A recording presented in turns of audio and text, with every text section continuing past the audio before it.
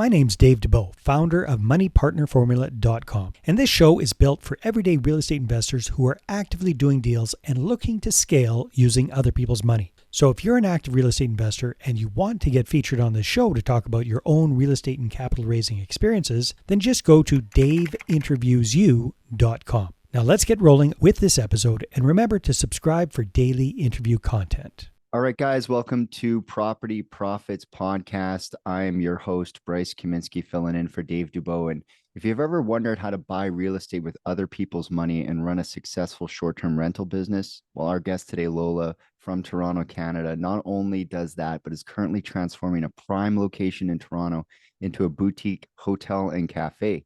So stay tuned on the inside scoop on her secret to success.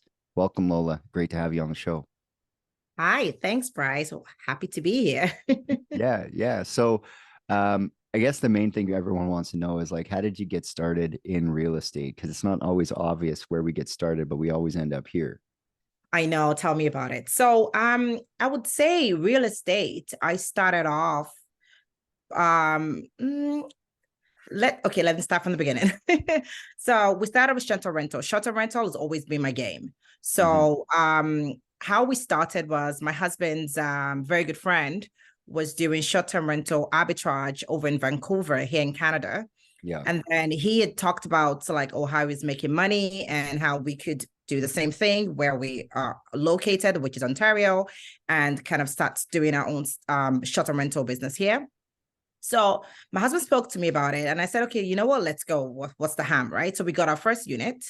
Arbitrage, we didn't buy it, so it was it was arbitrage, meaning like you lease a place from an owner. So most people don't know that, right? The terminology arbitrage. So we got one place and then we realized that as soon as we put the listing up, at least we had like 4 or 5 bookings, and we're like, oh wow, this is quite lucrative. We had that run for about a month or 2 months, and then we saw how lucrative it was, and we decided to get more.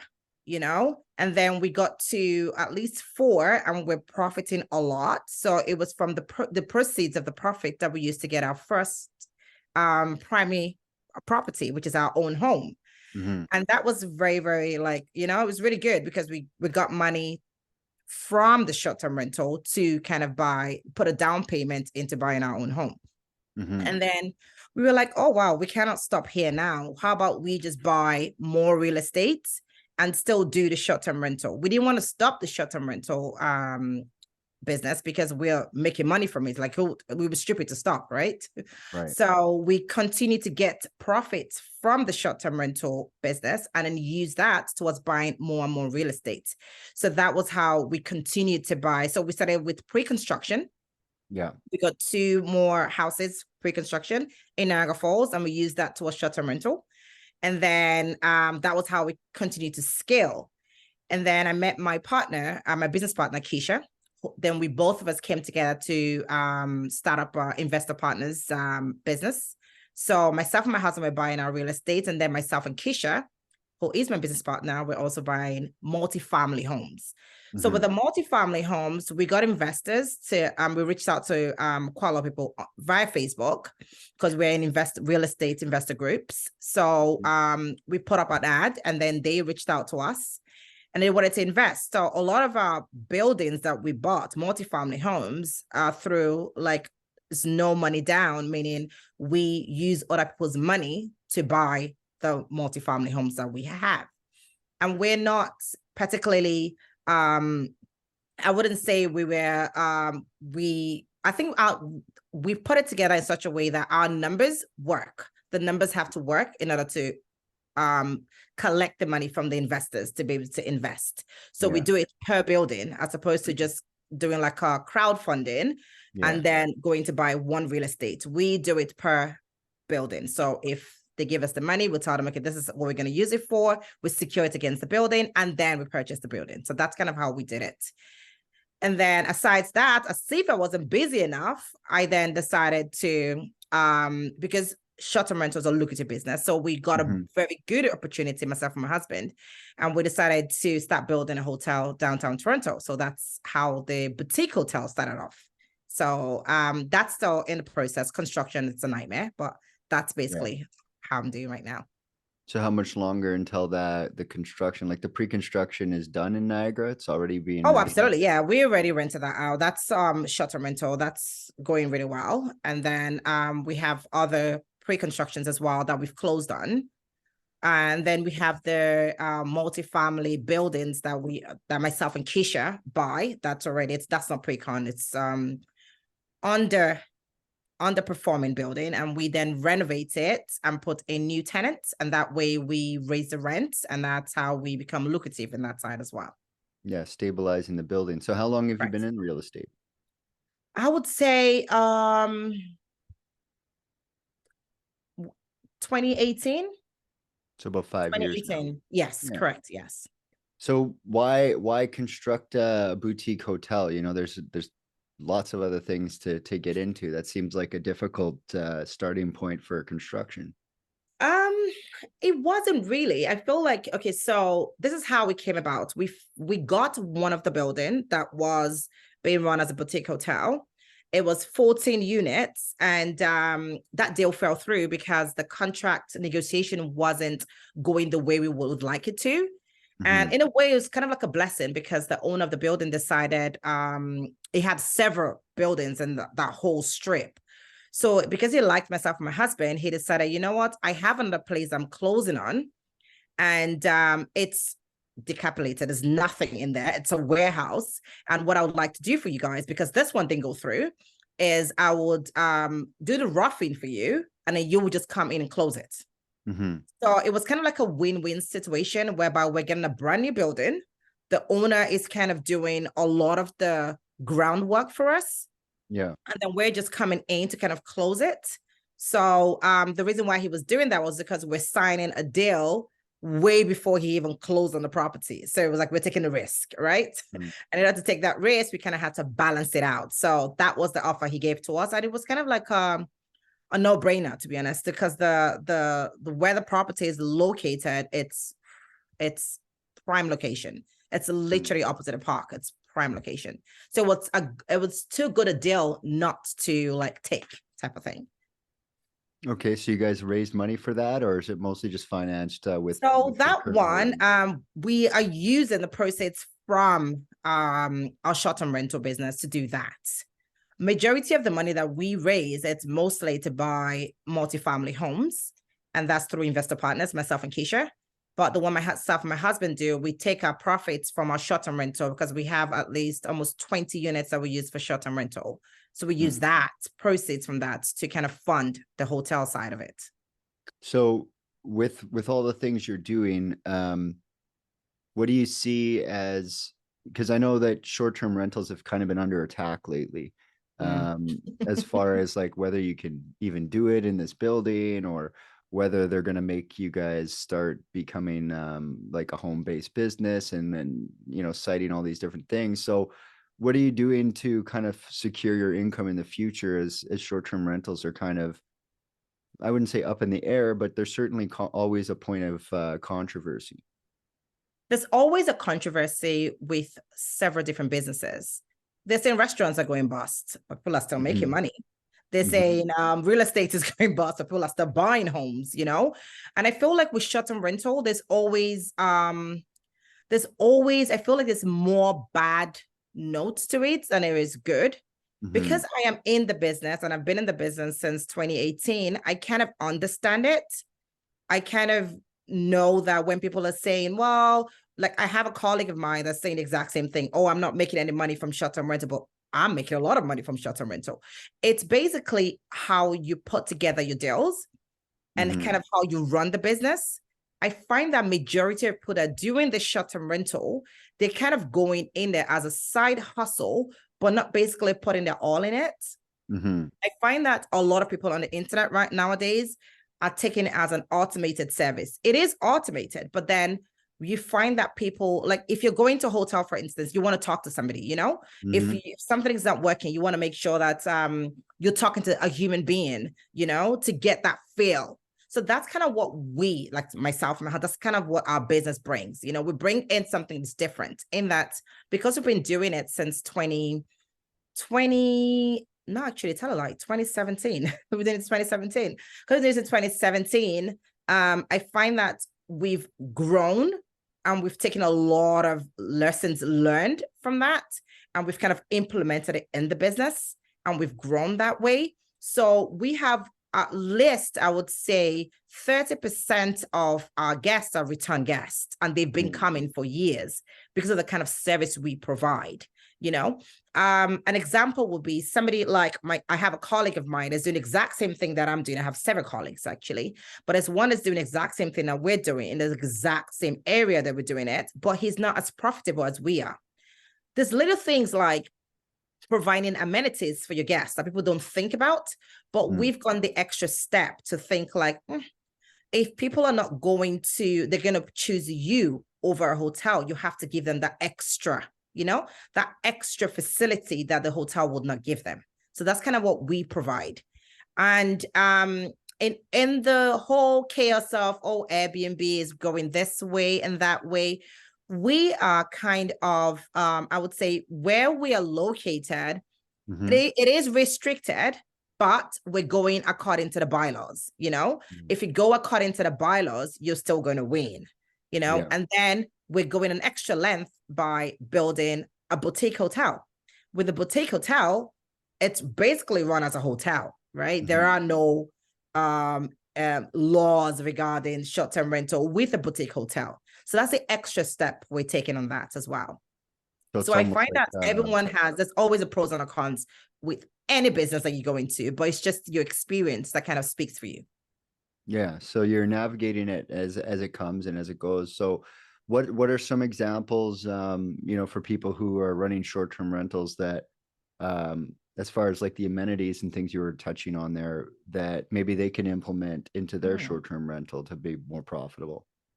So I find out with people that do short-term rental, they don't offer services like mid-stay clean. We do that. They don't offer services like would you like a basket of fruits? Would you like groceries delivered? Or would you like a bottle of wine delivered? It's your anniversary, it's your birthday, things like that. We do stuff like that. Most people don't offer early check-in or late checkouts. We do that too, of course, for a fee, but we still do that, It's that extra little oomph that it boosts your own property up. And also we offer like things like shampoo, conditioner, toothbrush, toothpaste. What else do we offer?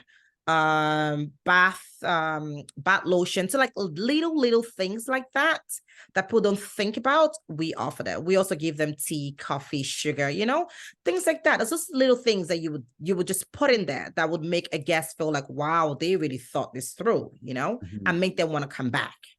Yeah. So like really acting like a hotel, because a lot of the stuff you're talking about is you call the front desk and, hey, I need a toothbrush, and they'll get you one. And hey, I need some toothpaste, and they'll get you one. And like, oh, where do I get some food? Or the hotel might have a restaurant. So is that, do you see yourself moving into more and more hotels? Because it seems like you like the management and the service of it. Are you nervous about the boutique hotel? How long until you're really a fully fledged, I guess, a hotel? I'm not really worried about the boutique hotel at all because the numbers work. I always do my numbers before I go into any business at all. And my numbers always work for me to actually do anything. And I feel like with the boutique hotel, it's not going to be, I don't think I will ever do a full-fledged hotel because I feel like the financial strain on that is a lot. I would rather just do a boutique style of hotel, but we're still offering services like what the hotel will do. So we would not have, and we do not have like a front desk person, but we have a 24-hour phone service, like a virtual receptionist, So that wouldn't, as opposed to hiring somebody to come and stand in front for 24 hours, that will cost a lot of money. But then if you do a virtual service, that's a little bit more, if you look at the financial aspect of it, a little bit cheaper than, well, let's do it cheaper, well, budget friendly than having to hire somebody physically to stand in front of a building and stay and have like, different rotations of staff. And then when I think about it, it's like we're reducing the aspect of people phoning in sick, staff phoning in sick because they don't want to come into work. Everyone is, after COVID, everyone is kind of like skeptical about going into work. So a lot of people will rather go towards the remote. portion of it than like going into work. So that's kind of how we banked our business on. We're like, you know what? Let's do it so that we offer the 24-hour service, but it's all virtual. All they have to do, they can text, they can call any time of the day, and somebody is available to respond to them. So we have staff that's available, 8-hour shift for 24 hours. Perfect. So you've got two businesses kind of on the go. You've got one with your business partner and one with your husband. How do you balance, and keep them separated, or does it matter? Like, how do you balance running both of those real estate portfolios at the same time? So I feel like it's still the same thing. It's still real estate. In that the other side is that you're renting it on a nightly basis, and the other one you're renting on a monthly basis. So it's still real estate. So there isn't that much balancing to do. Like right now, we're still, myself and Keisha, we just closed on a building, a 7-unit building last month. So we are still buying real estate because that's still moving. I know that people are scared of the interest rates, but like I said, the way we run our numbers, it makes so much sense that this is the best time for us to keep buying. Yeah. People are running away from buying, but we're still buying because it's the best time to buy. There isn't a lot of competition.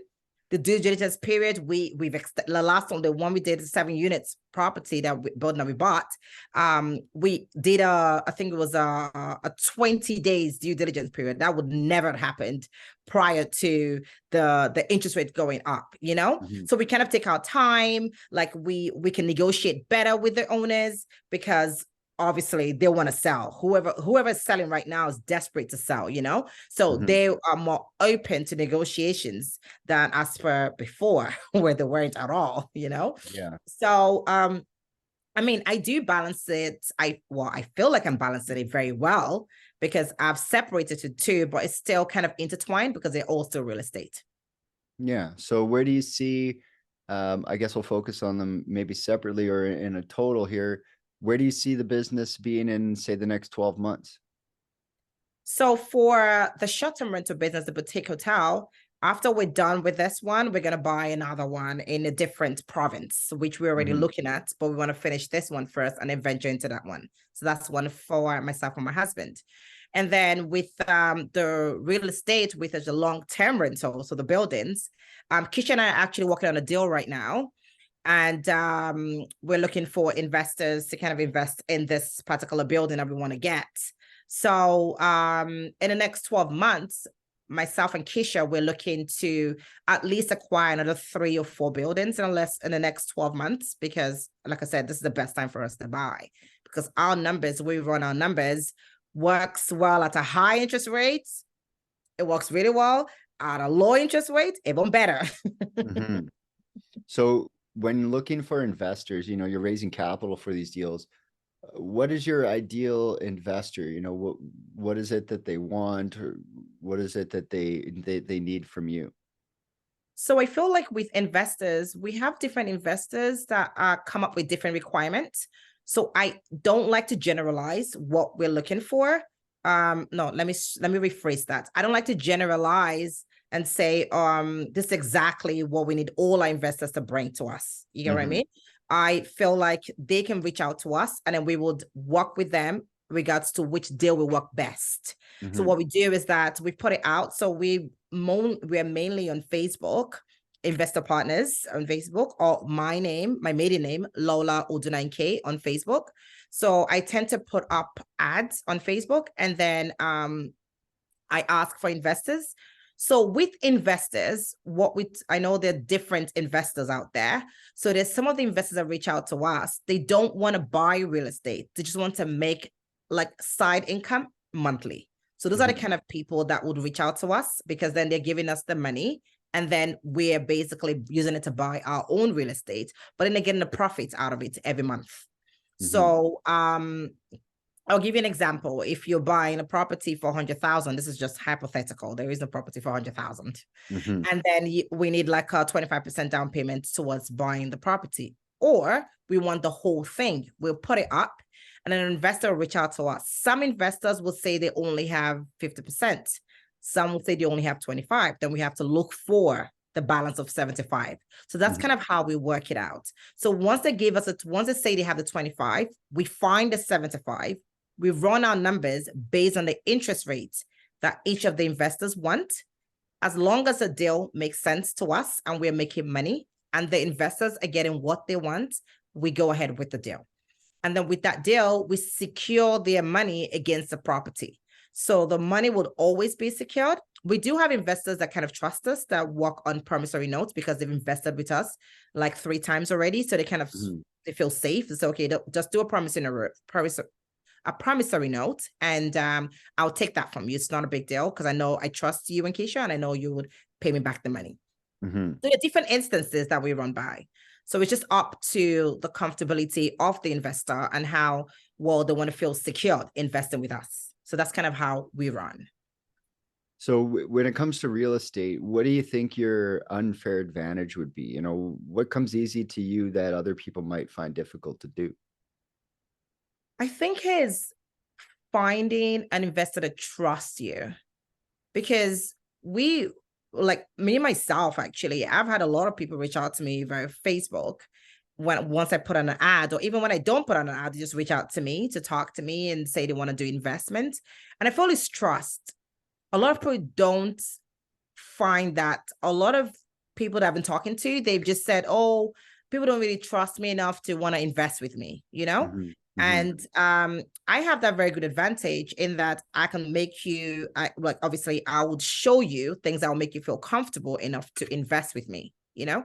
I would ensure that you're secured enough. It has to be a win-win. There has to be lawyers involved. If the lawyers are involved, then you know, okay, the person feels comfortable.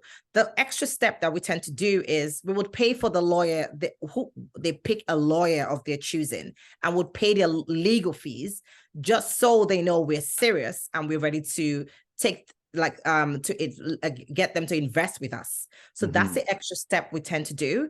And I find that with investor, before we even talk about like the term or how much they're offering, we kind of have a video chat. We talk to them, tell them about our portfolio, you know, trying to get them comfortable, get their sense of feel, ask them the things that would make them, what are the deal breakers? You know, what are your deal breakers? And you like, if you want to invest with us, what are your deal breakers? We ask them that because we want them to feel safe.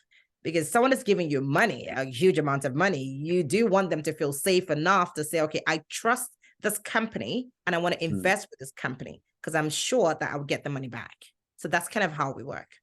Yeah, I like the edge there that hopefully people at home caught that. Paying for your investors' lawyer fees would be a good show of faith to say, hey, I'm actually concerned in securing your money. So 100%. There's a little tip for the people at home that they could take to the bank. So, you know, if people want to invest with you, they want to know more about you, they want to reach out, how do they find you? How do they connect with you? You know, what should they do? So you can reach myself or Keisha via investor. So it's www.investorpartners.ca. Or you can reach me on Facebook. My Facebook name is Lola and my last name is Odunaike. So it's Odunaike. That's my maiden name. I haven't changed it to my marital name yet, but that's my maiden name. So you can reach me on there and send me a message via Messenger and I will respond. Or you can reach us on our website and one of the admin staff will obviously reach out to us. If you want to talk to myself or Keisha, you can schedule up an appointment and we would be more than happy to sit down and chat with you. Perfect. Well, I think you provided some great pieces of information for people who are trying to navigate that short-term rental. And I really love that piece about for the investors. So yeah, it was a great having you on the show. And we did really get down to the secrets there, didn't we? Yes. Thank you so much. Yeah, no problem. And until next time, guys, we'll see you on the next episode. No problem. Bye. Hey there, I really hope you enjoyed that episode. And as always, if you want to listen to more daily interview content, make sure you subscribe. And if you're an active real estate investor and you're doing deals and you'd like to get featured on this show, then just head over to daveinterviewyou.com. Now at moneypartnerformula.com, we help real estate investors to create a process for predictably getting capital so they can do more deals without relying on hard money lenders or the banks. We do this by building them a private capital marketing system. Now, if you want help turning yourself into a big money capital attraction machine, then book a call with our team to see how we can help. Just visit moneypartnerformula.com to find out more. All right, take care, and we'll see you on the next interview.